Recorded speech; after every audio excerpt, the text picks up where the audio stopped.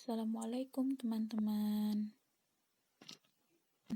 Kami dari kelompok 4 akan mempresentasikan hasil dari diskusi kami mengenai pengembangan paragraf. Langsung saja, pengertian paragraf.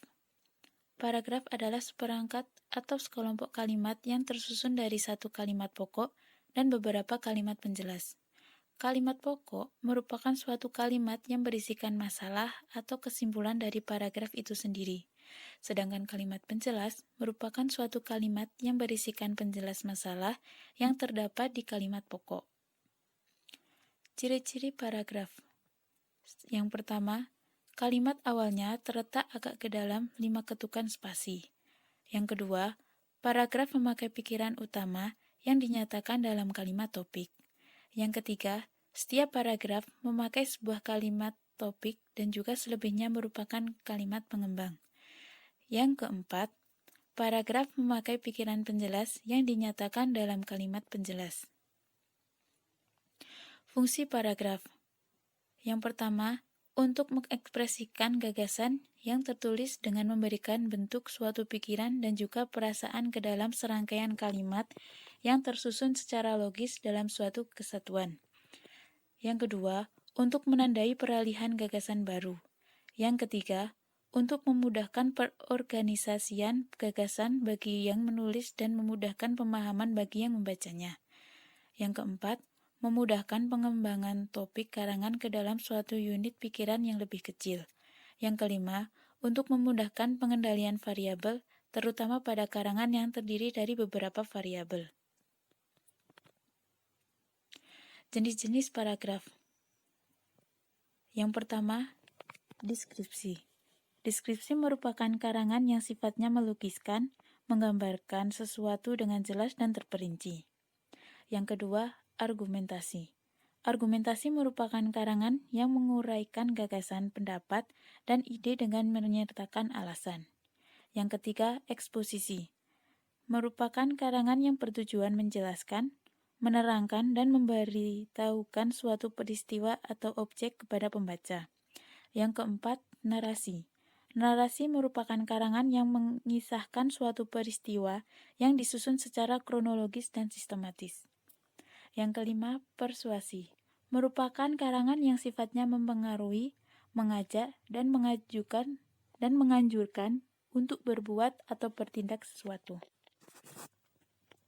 Macam-macam paragraf berdasarkan tujuannya. Yang pertama, paragraf pembuka. Paragraf pembuka biasanya memiliki sifat ringkas, menarik, dan bertugas menyiapkan pikiran pembaca kepada masalah yang akan diuraikan. Yang kedua, paragraf penghubung. Paragraf penghubung berisi inti masalah yang hendak disampaikan kepada pembaca. Secara fisik, paragraf ini lebih panjang dari paragraf pembuka. Yang ketiga, paragraf penutup. Paragraf penutup biasanya berisi simpulan atau penegasan kembali mengenai hal-hal yang dianggap penting. Macam-macam paragraf berdasarkan letak kalimat utama. Yang pertama ada paragraf deduktif. Paragraf deduktif biasanya ditandai dengan kalimat utama yang berada di awal paragraf. Sedangkan paragraf induktif ditandai dengan adanya kalimat utama di akhir paragraf.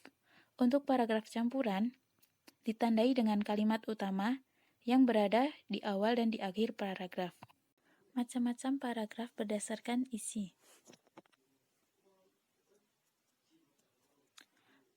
Yang pertama, paragraf deskripsi. Ditandai dengan kalimat utama yang tidak tercantum secara nyata dan tema paragraf tersirat dalam keseluruhan paragraf. Biasanya dipakai untuk melakukan sesuatu hal, keadaan, situasi dalam cerita. Yang kedua, paragraf proses. Ditandai dengan tidak terdapatnya kalimat utama dan pikiran utamanya tersirat dalam kalimat-kalimat penjelas yang memaparkan urutan suatu kejadian atau proses meliputi waktu, ruang, klimaks, dan antiklimaks. Yang ketiga, paragraf efektif. Paragraf yang memenuhi ciri paragraf yang baik. Paragrafnya terdiri atas satu pikiran utama dan lebih dari satu pikiran penjelas. Tidak boleh ada kalimat sumbang, harus ada koherensi antar kalimat. Pola pengembangan paragraf. Yang pertama, pola definisi. Merupakan pengembangan paragraf melalui pengungkapan penjelasan atau pengertian. Yang kedua, pola analogi. Pola analogi bentuk pengungkapan suatu objek. Yang ketiga, pola contoh-contoh. Contoh-contoh disajikan sebagai gagasan penjelas untuk mendukung atau memperjelas gagasan umum. Yang keempat, pola sebab akibat. Yang kelima, pola perbandingan, yaitu membandingkan guna memperjelas suatu paparan. Yang keenam, pola pertentangan, yaitu menggunakan ungkapan-ungkapan. Yang ketujuh, pola klasifikasi, merupakan pengelompokan berdasarkan ciri-ciri. Berikut daftar pustaka.